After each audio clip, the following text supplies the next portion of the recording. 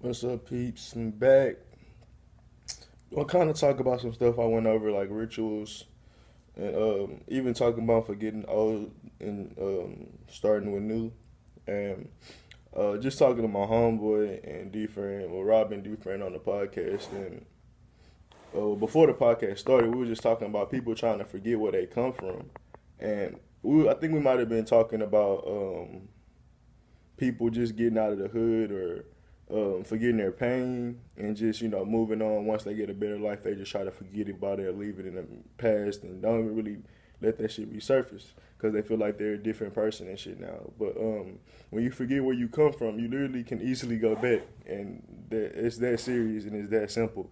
And the biggest picture I can start with is we forgot we were gods. We forgot we were creator of gods, and like literally, since I mean, you could say that it was prophesied for us to forget because we never wanted to forget again. So we decided to do it ourselves. We was proactive instead of reactive, as in being we was in heaven. And Bobby Hemmett talk about it. We was in heaven, and all the people in heaven, like if you was thinking of it like it's a group or a congregation or some shit, they was like, what's the next thing we can do to rise up even further than this? And they was like, well, if we, like I said before, if we forget about ourselves, we'll become even more powerful than because we have to remember ourselves and through that process and all that, the shit we go through now, you'll never want to go back. And also, when I don't remember the girl name, but she just was saying that we got to get rid of our old ways, and I get that, but you can't forget about your old ways. It's all about balance. It's all about understanding. It's all about being holistic. If you're trying to forget about it, if you're trying to get rid of it, that means it had no benefit to you, and that's not the case with a lot of the things we go through. It's not that it has no benefit to us, but it causes us pain, or it causes us suffering, or it causes us, to be lost or broken. So we want to stray away from it now because we have better things to learn from. But you have to remember that pain. You have to remember the things that broke you down. And even in that same aspect, if you look at the same books that broke us, if you read it, it'll empower you even 10 times more. From even with the Bible, like the Bible has been used to break our people for I don't know how long, but it also can heal people, and it's just the perspective that people use it in. But like I said, when you being holistic, things are just different, and that's remembering your past, remembering everything, bro. And because I mean, think about it like this: if it was being used to break all your people, and you just decide to forget about it, all they gotta do is implement it later. And now you right back being broken. Instead of always remembering that time when y'all broken people and, fully understanding what happened. Going back and looking inside the book that they use and being like, oh, this is why it hurt our people. This is why our people got trapped. This is why our people couldn't get out of this suffering or these emotions or out of this constant state of stagnation. And that's way more powerful than just getting rid of something. Even like for people like trying to get over, I say like being hood or some shit like that. Shit crazy. And it's you can even say your whole phase. Like, bro, for me, my whole phase taught me how to be a way better person. It taught me how to be more spiritual. And even thinking of it as a whole phase is a low perspective because sex ain't been that. I mean, it's not that crazy when you think of it like that. I mean, if you choose to have sex, you choose to have sex. I mean, that's just what you're doing. But we got to get off all these labels and shit because the connotations are horrible. But still, I went through that phase that we would consider hoe phase, and I learned a lot. It made me grow as a man. It made me feel like, bro, the reason I went through it is because I was like, I'm tired of being in these relationships. I'm tired of getting my heart broke, and it was from pain. So I was trying to forget about all that shit. I was trying to start a new me, but that wasn't the answer because it led to more pain. It led to not ever really connecting with people, and that shit's boring after so long. And most single people know that. So it's like, all right, well, maybe I need to work on my relationship skills a little better, and that's what I decided to do. Um, let's see. We told to forget our pain. Yeah, that's a big thing with melanated people. They tell us to forget our shit, but what's the name talk about all the time? Panic talk about it. How they tell us to forget our shit, but they want you to remember 9/11, 4th of July, all these different Independence Days, because it's their power, it's the shit that they went through, it's their trials and tribulations. So when you look at that shit, you're like, oh, they deserve it. But if you forget what you went through and all the things all the things that we have been through, all our trials and shit, you'll be like, oh damn, they don't deserve it, or we deserve it more, or something, whatever. I'm just giving a perspective, but in that same aspect. Like, let's see how to explain it. It's like watching the Rocky Marciano movie. Like, you see him lost and shit. You see him get his ass whooped. So you like him because once he win, it's like the underdog or whatever, and that's what America is in the sense that it technically is, bro. Like it's these minuscule people that's really the minority faking like they the majority, and honestly, this is an underdog story when you think about it. You subconsciously when you have to subconsciously process that thought more than your conscious self, but in that same aspect, you watch these people rise and you like, damn. They really earned it. They deserved it. They're really this powerful, but it's not that, bro. It's way deeper than that shit. And I'm getting off topic, but it's still just like we forgot our pain. So now these people have all that. Because, all right, this is another thing I was talking to with my friends. Like, passion is not just love. It's not just hate. It's not just aggression. It's a mix of everything. Passion is like an alchemy word because you got to mix a couple different emotions into it. And when we forget our pain, that's a big part of our alchemy process. And now we can't work and do the things because that pain technically is our darkness. And we trying to shine light with no darkness, and we really becoming these false things or these shallow things. And that's where you look into the entertainment industry where these people really have no real spirit or no real resonate. They don't really resonate with us anymore, like hip hop and entertainment used to. And it just go to show like they getting rid of. I mean, some people they express their pain, but a lot of them just rather show it in drugs and shit like that. And that's for somebody that has like if you're a therapist or something, you can see that's how they are expressing their pain by always talking about drugs. But for the normal individual, they're not really like actually going through a logical steps and how to really fix the shit they're going through. So technically they're not really, trying to figure out their pain.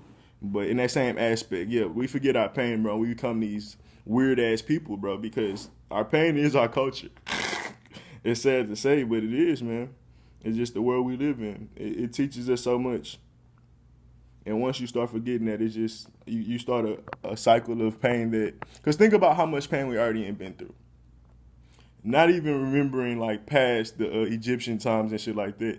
Like just think about the pain we've been through in America,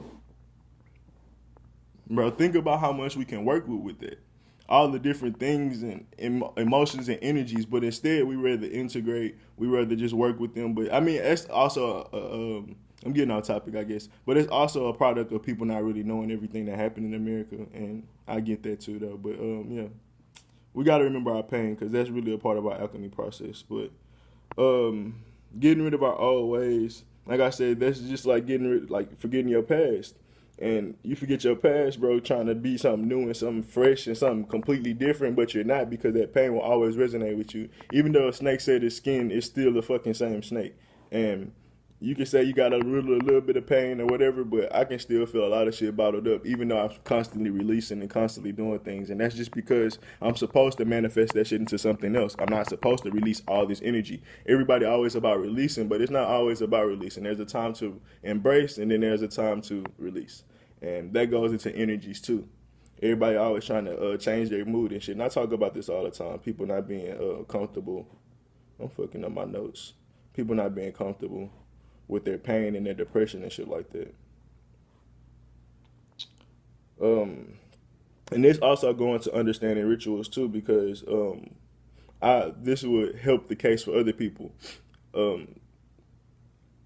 Use the rituals while you got them, because I mean we should be using everything we got. I get that, so I'm not gonna argue with anybody. But when you make it a ritual, I mean once you make it a religion, like many other things, once you look in the past and see how that's became, or how rituals period is done in religion still to this day. So you can see how it can become a religion if you stay too focused on just the rituals, and that's just more understanding it. But don't forget rituals either, because we needed those things. Those things help us get here, and some things can help us keep going. For sure. And I won't knock that at all. But I just want people to understand more. Like, you got to be holistic. It ain't just about, what we about to do now. It ain't about what we did back in the past. It ain't even about where you standing at in this moment. It's about the holistic picture. And honestly, that's the best way to explain it. And then this is the last thing I wanted to say. I put getting the good, or getting bad from the good. And the reason I say this is because I wanted to delete Twitter.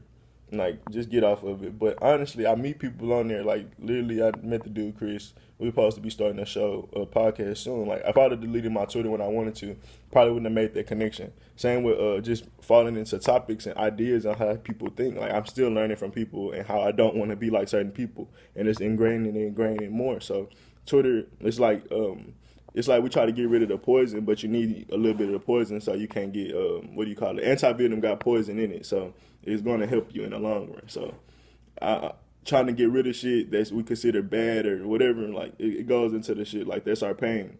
Like we learn from Twitter, even though we might think it is crazy or not. Like either you're gonna one day be able to tell your kids you don't want people to be like this, or even with Twitter, bro, you getting to see how the state of the world is, like just how people are reacting, because you don't get to see it in your day-to-day life. Like if you go to work, people not really talking about their day-to-day life or the shit that's happening in the media so much. Maybe you might get a Trump topic, but you're not gonna get the serious shit.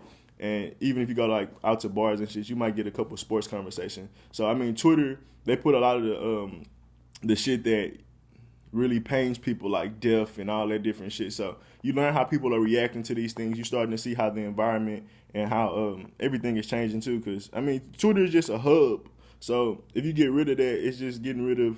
I mean, honestly, I'm getting twisted in my head how I'm thinking, but I can get rid of Twitter, but it's really just a knock on myself because I can't handle that power. So I had to realize I need to upgrade my perspective of Twitter and stand from a higher place and stop letting it affect me on a mundane level. And that's the honest to God truth with a lot of things. Even with our pain, like we don't have to let it keep plaguing us, but we do need to work with it. And that's the same, like I said, with Twitter. We don't gotta let Twitter be our world, but it definitely is a good tool to be using in this modern era.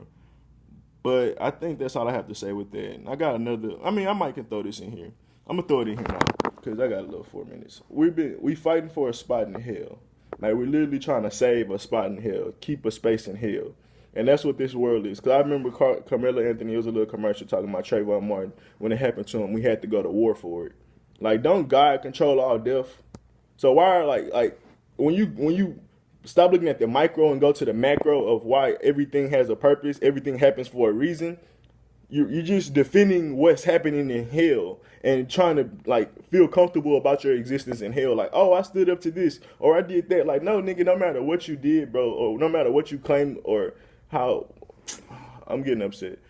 No matter, because they did a little protest, they went out in the streets and they said they went to war. Just that alone pisses me off, bitch, because all you did was go talk and didn't do shit. But in that same aspect, you just trying to create a voice in hell, that's what art is. That's what we all doing. But you got to realize how entrapping that can become, because it's the same shit with the rat race. People trying to save a spot in the rat race. People trying to save a spot in an unreliable system. Like people working for I talk about this all the time. People working for what's the shit that you get, retirement and shit, but that shit not even guaranteed. Social Security, that shit not even guaranteed. You saving a spot, and you trying to save a spot. You trying to work for a spot in the system that's not even guaranteed for you. But we already know where's the spot always grants it for you, and that's in your kingdom. Like you go there, bro, that system always gonna be working. But like I said, we keep trying to fight for a spot in hell, bro, and don't realize what we're doing. That shit's honestly annoying and sad. We keep these human spaces while simultaneously searching for more. And I mean, we don't have any choice because that's what we're doing. We're trying to raise man to become God. But in that same aspect, we keep trying to keep these human spaces.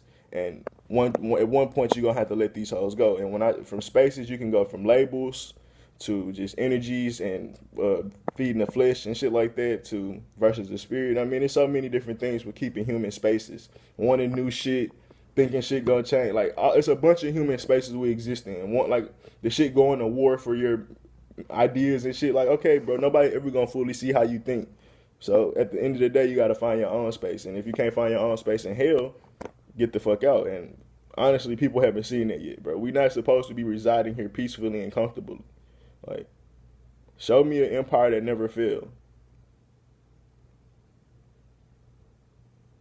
Nature.